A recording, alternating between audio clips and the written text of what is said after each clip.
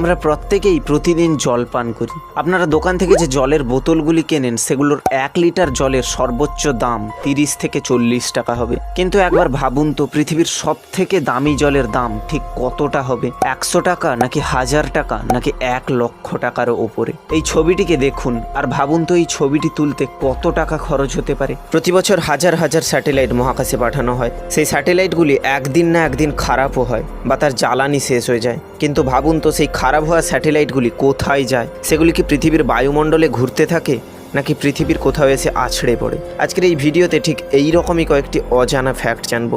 তো ভিডিওটিকে শেষ পর্যন্ত দেখতে থাকুন এবং চ্যানেলে নতুন হয়ে থাকলে চ্যানেলটিকে সাবস্ক্রাইব করে পাশে থাকা বেল বাটনটি অল সিলেক্ট করুন।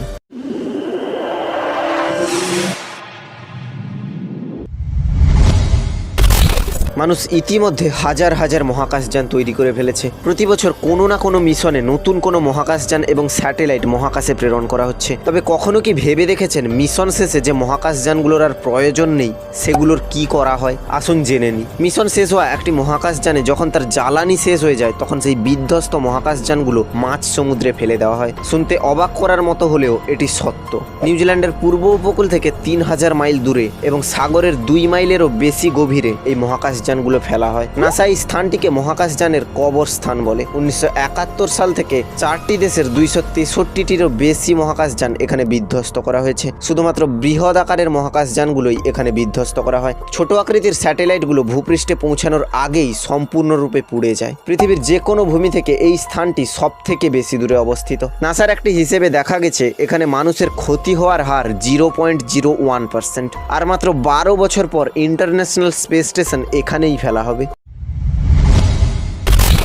ইনস্টাগ্রাম বা ফেসবুকে এই ছবিটি তো আপনারা নিশ্চয়ই দেখেছেন। অনুমান করুন তো এই ছবিটি তৈরি করতে কত টাকা খরচ হয়েছিল। আপনি জানলে অবাক হবেন, সামান্য এই ছবিটি তুলতে মোট 50 কোটি টাকা খরচ হয়েছে। ছবিটি ইনস্টাগ্রামে পোস্ট করতে রোনাল্ডো নিয়েছেন প্রায় 16.5 কোটি টাকা। এই একই কাজের জন্য মেসি নিয়েছেন প্রায় 14 কোটি টাকা। ছবির আলোকচিত্রী অ্যানি লিবোভিচ ছবি তুলতে তিনিও নিয়েছেন প্রায় কয়েক কোটি টাকা। ছকে থাকা দাবার গুটিও কিন্তু না ভেবে সাজানো হয়নি। 2 পেশাদার দাবাড়ুকে ডেকে সেই ছক সাজানো হয়েছিল, তারাও কিন্তু কম নেননি। সব মিলিয়ে মোট 50 কোটি টাকা খরচ হয়েছে এই একটি ছবিতে।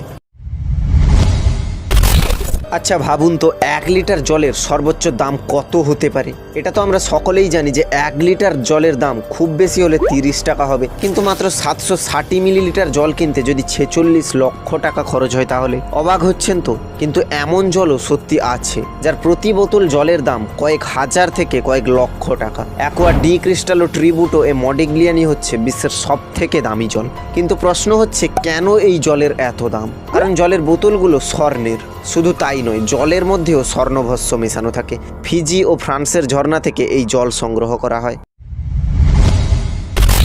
ভারতের উত্তর পূর্ব রাজ্যগুলির উপজাতিদের দ্বারা তৈরি এই সেতু যেন এক বিস্ময়। তাদের তৈরি এই সেতুকে জীবন্ত সেতুও বলা যেতে পারে। এই সেতুটিকে একটি গাছ বললেও মন্দ হবে না, কারণ এই সেতুটি তৈরিতে কোনো ইট, সিমেন্ট, রড বা কংক্রিটের ব্যবহার করা হয়নি। ভারতীয় রাবার গাছ ফাইকাস ইলাস্টিকা এর শেকড় থেকে নির্মিত এই সেতু এতটাই শক্তিশালী যে তা টিকে থাকতে পারে 500 বছর। এ যেন আধুনিক প্রযুক্তিকেও হার মানিয়ে দিচ্ছে। স্থানীয়ভাবে এই সেতুগুলি জিংকিয়াং জরি নামে পরিচিত।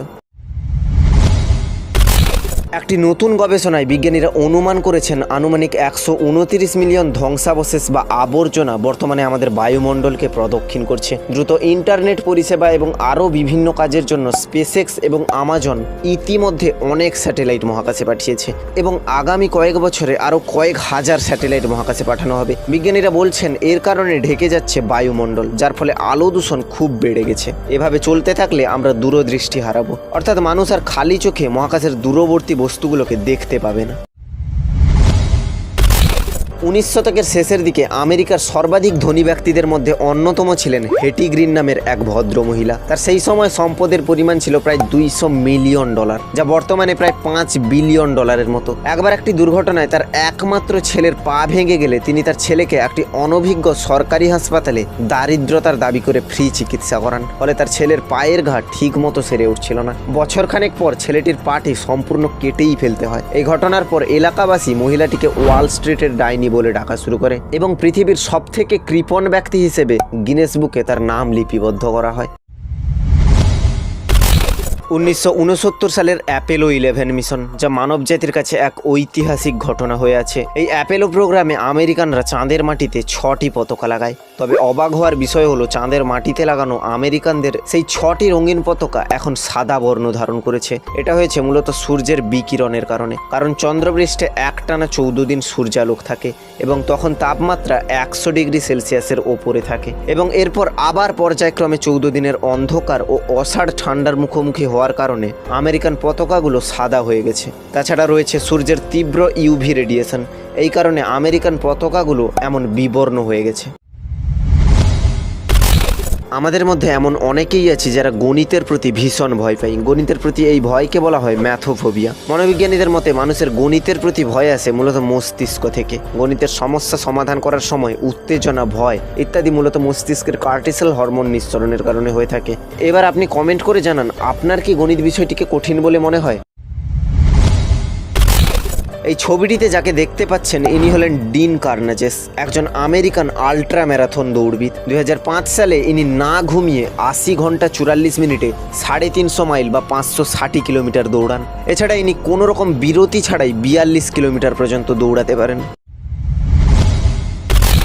জাতিসংঘের দেওয়া রিপোর্ট অনুযায়ী গত 15ই নভেম্বর 2022-এ বিশ্বের মোট জনসংখ্যা হবে 800 কোটি। এর সাথে পাল্টে যাচ্ছে বিশ্বের জনবহুল দুটি দেশ চীন ও ভারতের জনসংখ্যার মান। চীনকে ছাড়িয়ে এবার ভারত পেয়েছে সর্বোচ্চ জনবহুল দেশের রেকর্ড। ভবিষ্যতে চীন শ্রম শক্তি হারাবে বলে ধারণা করা হচ্ছে। আজকের ভিডিওটি এই পর্যন্তই। ভিডিওটি আপনার কেমন লেগেছে তা আমাদের কমেন্ট করে জানাবেন। আর ভিডিওটি ভালো লেগে থাকলে একটি লাইক করবেন এবং চ্যানেলে নতুন হয়ে থাকলে চ্যানেলটিকে সাবস্ক্রাইব করে পাশে থাকা বেল বাটনটি অল সিলেক্ট করবেন।